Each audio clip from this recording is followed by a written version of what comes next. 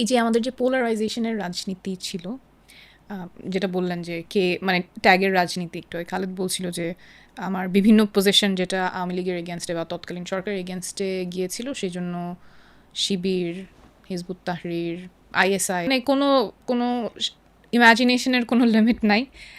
But it's dangerous, কারণ ওই ট্যাগগুলো তো ওই সময়ে কোনো সুখকর ট্যাগ ছিল না।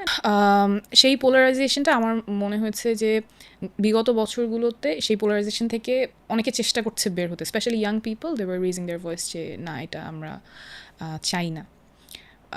সো আমার একটা হোপ যে সামনে আমাদের পলিটিক্সটা এই পোলারাইজেশন, ডিভিশন, সেটার ঊর্ধ্বে উঠে we all will be able to work আমাদের দেশের স্বার্থে।